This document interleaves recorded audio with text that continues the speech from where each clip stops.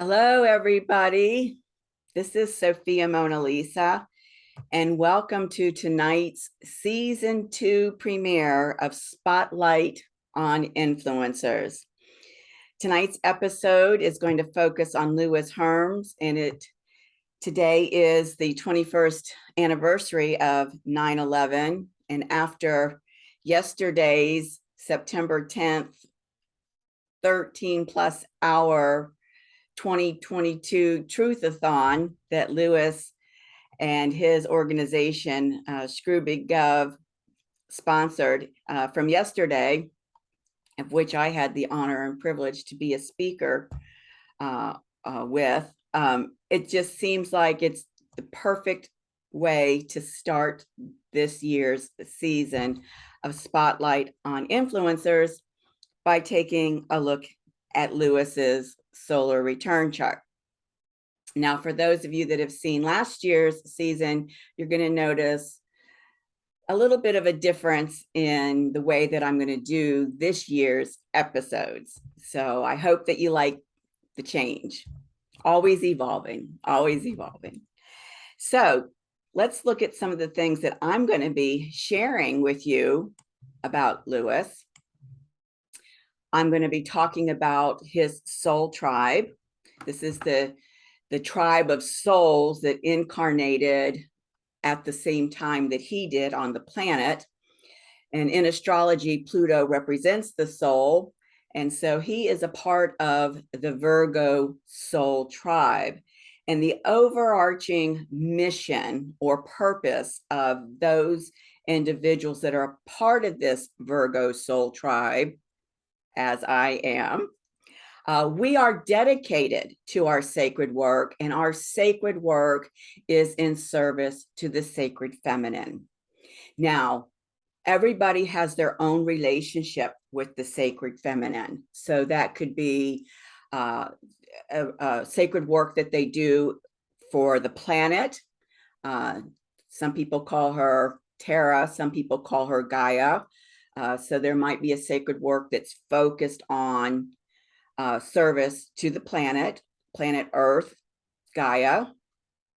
They may be focused on work with the goddesses, maybe work with the Divine Mother. For me personally, my work is focused on the cosmic Sophia, the beloved of the cosmic Christ, that Sophia consciousness, which is divine wisdom. So this mission in terms of sacred work in service to the sacred feminine is very unique to each of the souls that are a part of this tribe. So we're going to be looking at what Lewis's personal soul purpose or soul mission is, and that is going to be dependent on where his natal Pluto is in his chart, and some of the elements involved in that placement are the house that it's in, the sign that it's in, any of the luminary aspects to that placement. And we're also going to look at how Lewis, as a soul being incarnating onto this earth, intended for him to be able to achieve his soul purpose. So we use the North Node to look at that. The North Node represents our evolutionary GPS. It's our individual evolutionary GPS, and for humanity as a whole, it's our evolutionary GPS. Where are we evolving to as a collective consciousness of humanity? And so, just like the Pluto placement, how he intends to do this is dependent on the placement of his North Node. And then we're going to fast forward, and we're going to focus on his evolutionary path for this year.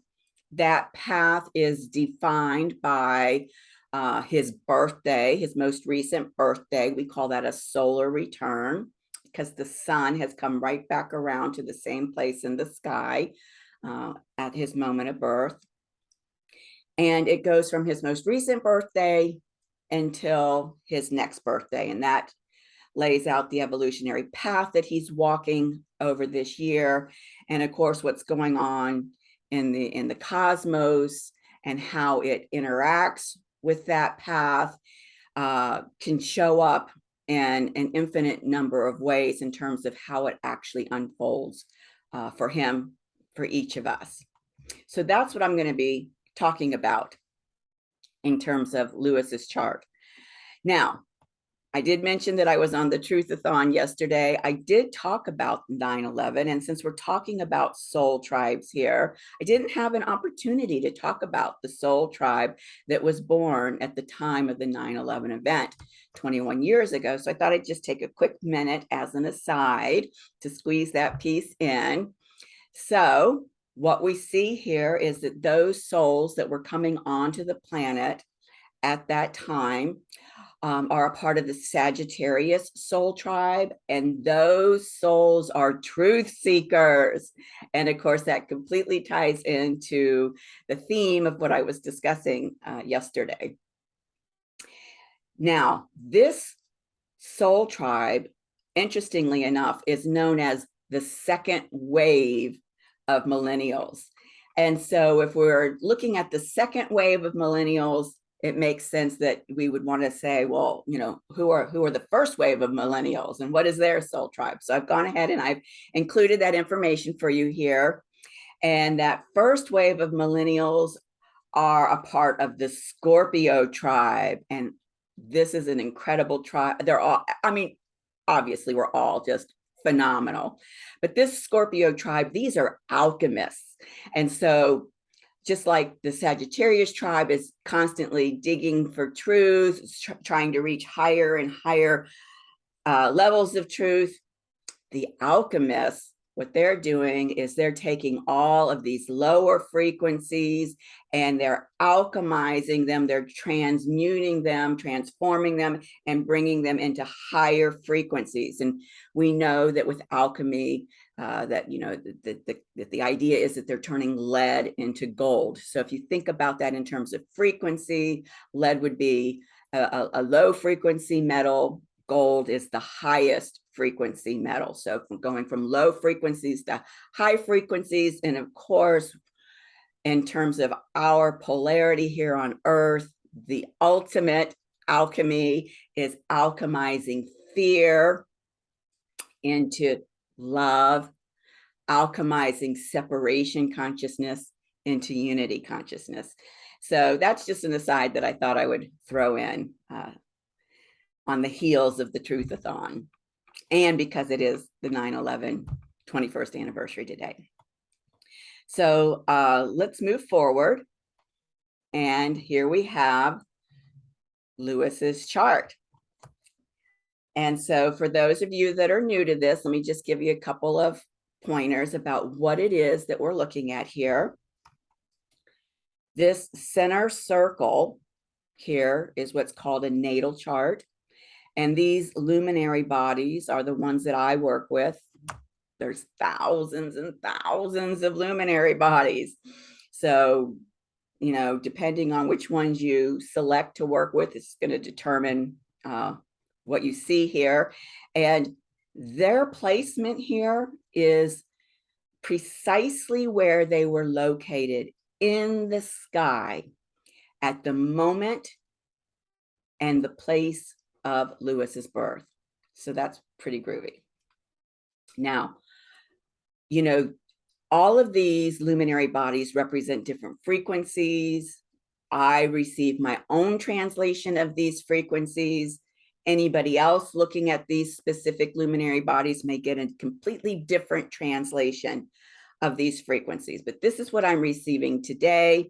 And what I can tell you is that anytime I come back to a chart like this, I always receive more and more information, deeper and deeper information. And if I'm working with somebody specific, generally what it is that they are ready to hear. So this outer circle, that's the solar return chart. That's showing us his evolutionary path over the year from his most recent birthday up until his next birthday. And you can see here, his sun is in Gemini. So that kind of gives you an indication of when his birthday is. I will say, as an aside, again, that the very first episode that I did in season 1 was for President Trump, and I did it for his 75th birthday. So it's interesting to note that both Lewis and President Trump have sun signs in Gemini. So these men have incredible minds, incredible intellect, and talking to them would be just an absolutely fascinating, mesmerizing experience. So there's another little tidbit to share with you. So these luminary bodies here in the solar return chart are exactly the same the same luminary bodies that you see here in his natal chart. Their placement is different because it's based on where they are in the sky at the moment of his birthday for this year. So this chart goes from 2022 to 2023.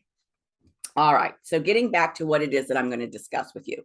We want to see what it is that his soul mission or his soul purpose is about. So we know right away that we're looking for Pluto because that represents the soul. Here's the glyph for Pluto. And the first thing that shows up here that's just fascinating to me is that very closely connected, they're very closely located to each other in the sky, are these 4 luminary bodies. In astrology, anytime you have 3 or more luminary bodies very closely connected to each other in the skies, this is what they call a stellium. And so you could say that this is a lot of star power focused in on this soul mission to ensure that Lewis is able to be successful in this mission. Now, what we see here is Asmodeus, Uranus, and Mars. So these aspects, the fact that it's here in this natal 12th house, tells me what his specific soul mission is related to. And so what I can see here is that, first of all, as a soul, he's very aligned with, he very much resonates at the soul level with the sacred masculine principle. Now, I personally identify the sacred masculine principle as the cosmic Christ consciousness. What we can see here is that he has come here, again, in service to the sacred feminine, to help liberate humanity from all of the ways in which they're being shackled. And many of the ways that humanity is being shackled has to do with their belief systems. And if you want to take it a little further, you could say the propaganda, the mind control, the propaganda, mind control. So what we see here with Asmodeus is that what his soul does is it shines a light into, how is he going to do this? Right here, this is the glyph for the North Node. Look how closely aligned to his sun, natal sun it is. He is shining his light into all of the dark places of the mind, the lower mind. Gemini is the lower mind of all of the people that he comes into contact with. And so, first of all, you're not going to be able to, pardon my French, bullshit him. He is going to have a finely tuned bullshit meter, okay? Secondly, whether or not he's speaking to you directly, or if he's just in your company, just in your presence, this light from his soul is fueling this process of directing the light of his soul in a laser-like fashion directly into all of the spaces in your lower mind that you could say are muddied or clouded by any false belief systems. We get those from our educational system. We get them through religious dogma, obviously through media, whether it's television programming, movies, the news.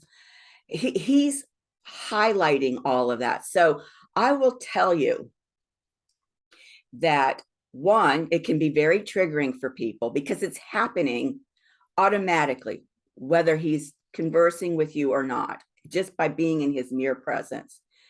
And you'll see here, right next to here, this is another stellium here. We've got Lucifer right next to his sun. So what does this mean? Lucifer in my chart represents separation consciousness.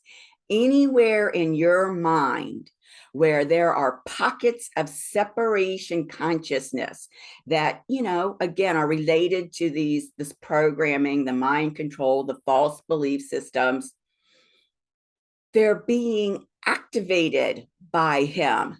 And so, again, very triggering. You may feel very angry. You may feel very overwhelmed. You may feel very fearful. And because we've got Jupiter right here, it's going to be like an amplification of whatever his light is honing in on to bring into your awareness. Now, the other side of that is you could be having immediate downloads, immediate ahas, immediate, revolutionary insights into things as well. So it can work both ways depending on, who the individual is, where they are in their own evolutionary ascension path, and what their soul is desiring for them to experience at that time.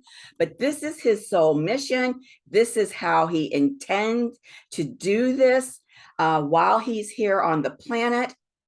And so you'll see that because this is here in his 9th house, this really has a focus of working in terms of being a teacher. What is it that his focus, his soul's like focus into those dark areas of your lower mind, bringing them out of separation consciousness into unity consciousness, is teaching you.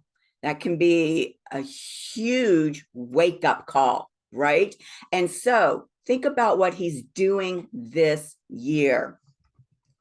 Well, he started it last year, but he did his first Truth Tour. We just had the Truth-A-Thon. Now he's getting ready to do his second Truth Tour. And so all of that is a part of a manifestation of this purpose and how he intends to achieve this purpose, bringing light to those dark places, exposing those dark places, exposing the agenda, exposing the propaganda, exposing the deceit and manipulation through his light, and by collecting around him other people whose light can assist in that process. So let's see where he is this year in terms of his solar return chart and what's being worked on here. Well, the first thing I can show you is that the Christ, and I use Osiris as a representative of the cosmic Christ, and I'll tell you why. In Egypt, Isis was worshipped as Sophia. And so who was the beloved of Sophia? Who was the beloved of Sophia? Christ. Who was the beloved of Isis?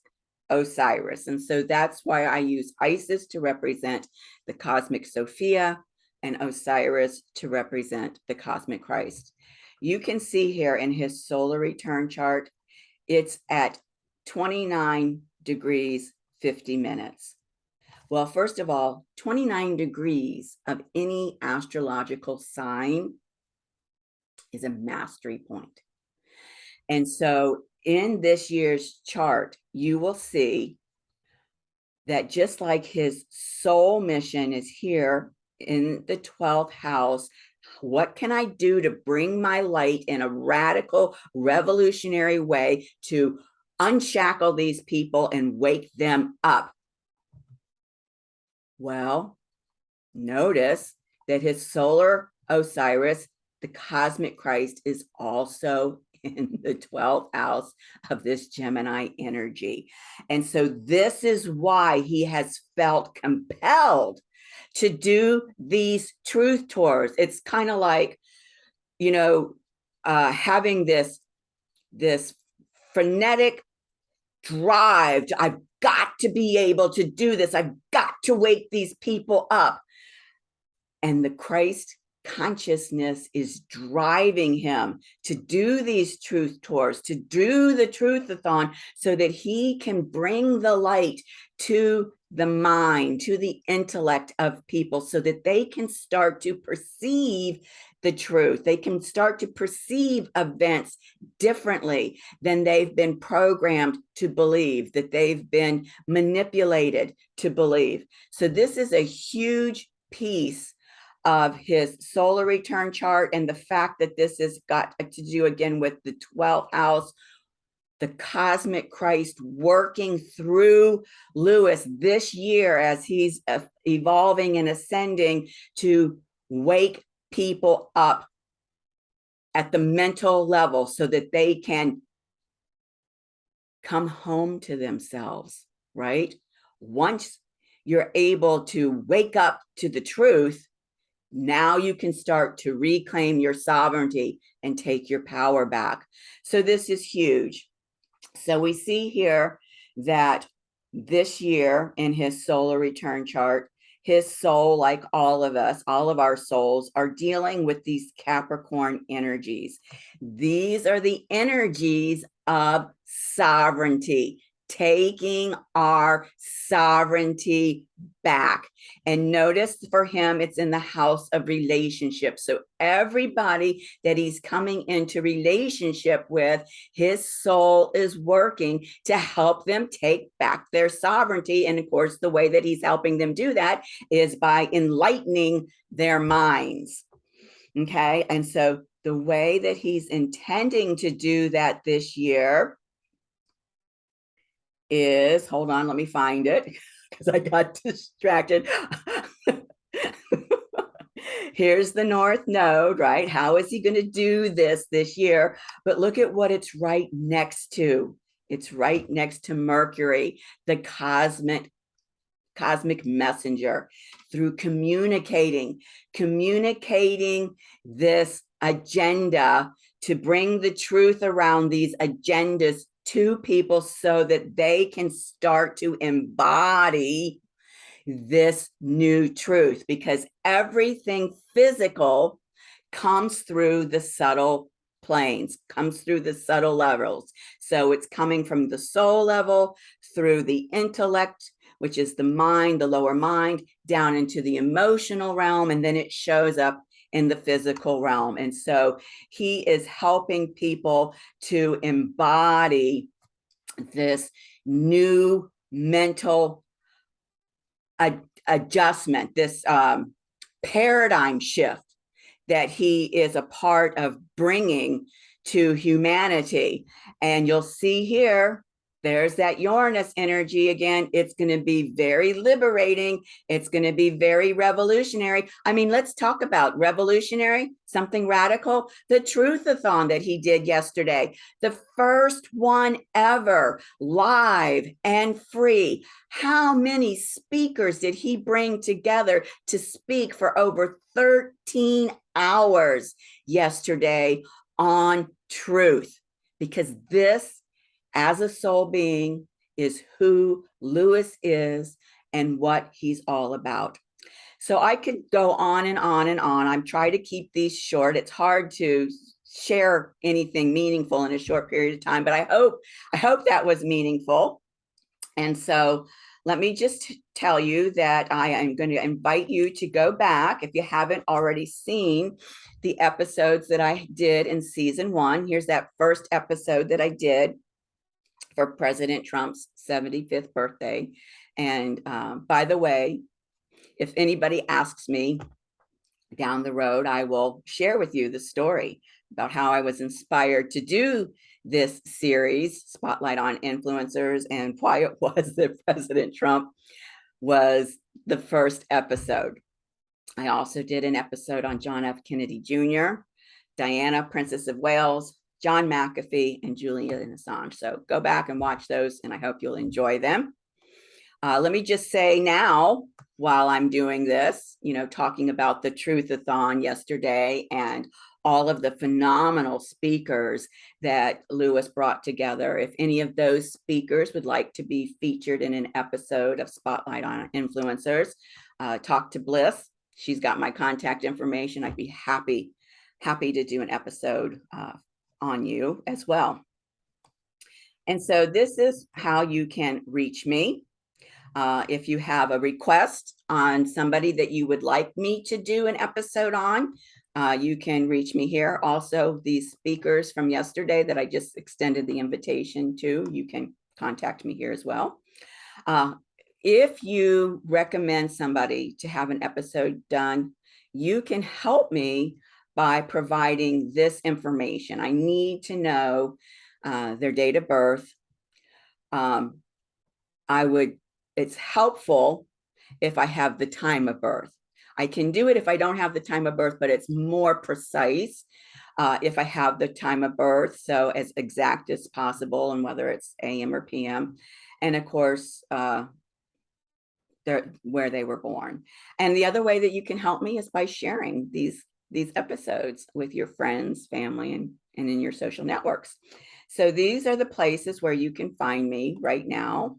I do have a channel on Rumble, Sophia Mona Lisa. I also have a channel on Telegram, and this will be posted on my YouTube channel, The Roseville Mystery School. I have several playlists on my YouTube channel. There is a playlist called Spotlight on Influencers. All of last season's episodes are there, and this season's episodes will be there as well. And so I thank you for taking the time to watch this with me.